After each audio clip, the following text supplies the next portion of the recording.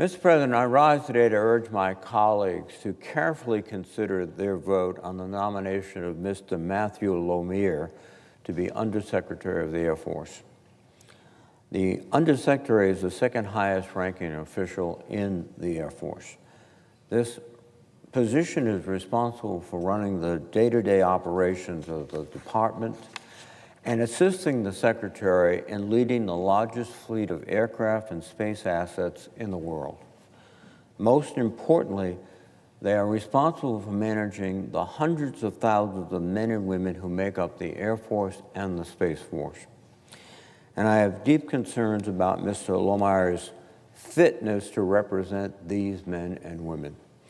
While I appreciate his past military service, his record of troubling conduct in uniform, extreme partisanship, and animosity towards military members with whom he disagrees politically is, in my view, completely disqualifying to be Undersecretary. His record of alarming behavior and statements is well documented. In 2021, while serving as an active duty Space Force officer in command of a large formation, he self-published a book titled Irresistible Revolution: Marxism's Goal of Conquest and the Unmaking of the American Military. The book argues that Marxism is rampant within the ranks and is leading to the collapse of our military and our society. As he wrote, quote, "To be perfectly clear, the path we are on as a country leads us to fratricidal and genocidal warfare."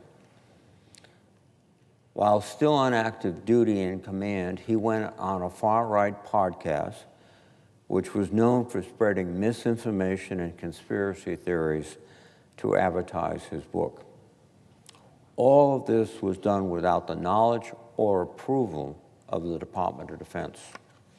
Mr. Lohmeier was immediately relieved of command when his book and podcast were discovered. After leaving the Space Force, he has continued to write and speak about his extreme beliefs. Among his controversial statements, Mr. Lohmeier called the January 6th attack a government-led false flag and hoax at the Capitol. I would ask all my colleagues who were there that day and who were in danger if it was a hoax and a false flag operation. And I think, honestly, they would admit no. It was an attack upon the constitutional responsibilities of Congress to certify the election of the President of the United States. And in that hoax, police officers were injured and killed, and many of us were terribly concerned about our safety and the safeties of our staffs. So if you believe it was a hoax, then you agree with Mr. Lohmeier.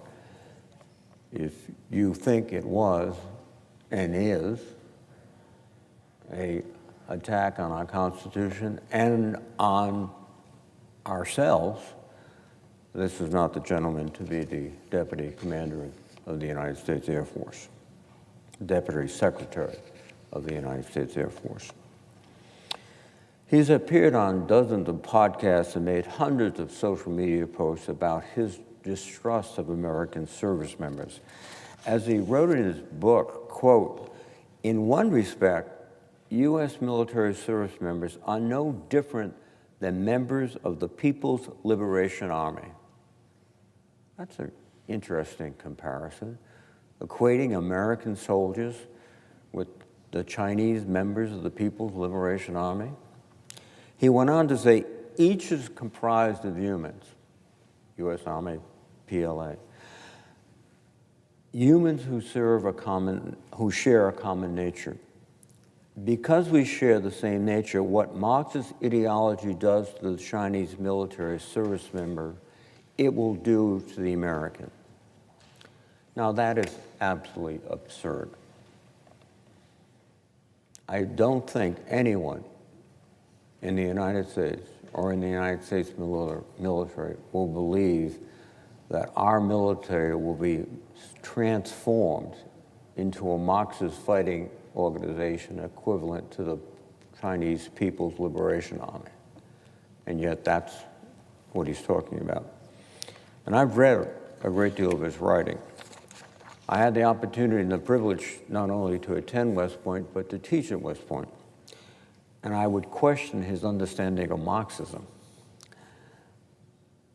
and his understanding, frankly, of the character of the American soldier, sailor, airman, space guardian. It is profoundly not only deficient, but insulting. Let me make one point clear. I am concerned that he has a deeply misguided and biased opinion of American military service members and their leaders. If confirmed, he would lead an organization that, like this country, represents a spectrum of individuals, Republicans, Democrats, independents, of all races and creeds and sexualities. Yet his language suggests that he regards many of these men and women as adversaries to be rooted out and purged from the force. I am very skeptical that service members and civilians who do not share his political opinions can trust that they will not be targeted under Mr. Lohmeier's tenure. This could be, for the former Space Force officer, a revenge tour in the Department of the Air Force to get even with those he feels did not treat him fairly. That is not the type of individual you want in a position of Deputy Secretary of the Air Force. And during his confirmation hearing before the Armed Services Committee, my colleagues and I pressed him to explain his extreme positions. In particular, I urged him to pledge to not seek retribution against any military members or civilians with whom he has publicly criticized in the past, especially as many of them would serve under him if he is confirmed. He refused to make such a commitment.